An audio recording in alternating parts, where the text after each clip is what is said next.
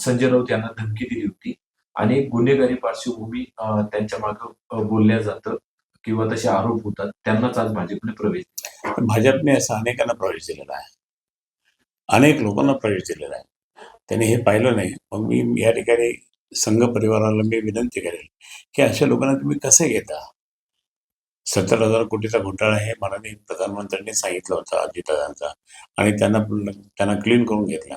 पण तुमच्याकडे washing machine आहे, तुम्ही त्यात टाकून त्या ठिकाणी क्लीन करता आणि परत हे करा. मग आधी बोलायचं कशाला? आजच्या सामन्यात पण आलेलं आहे की ज्या ज्या वेळेस म्हणजे देवेंद्रजी फडणवीस यांनी बरेच लोक टीका केली आणि तेच आज भाजप बरोबर आहे. ठाण्यामध्ये खरं तर रवींद्र चव्हाण आणि उपमुख्यमंत्री एकनाथ शिंदे यांची सकाळी 4 वाजता बैठक झाली आणि शिवसेनेने आता भाजपला 40-45 जागा द्यायचं ठरवलं ठाण्यामध्ये.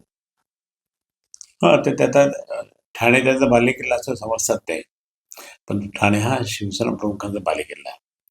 त्यांना साथ होती आनंद दिघे साहेबांची. हे दोघांचे म्हणून त्या ठिकाणी ठाणे होतं.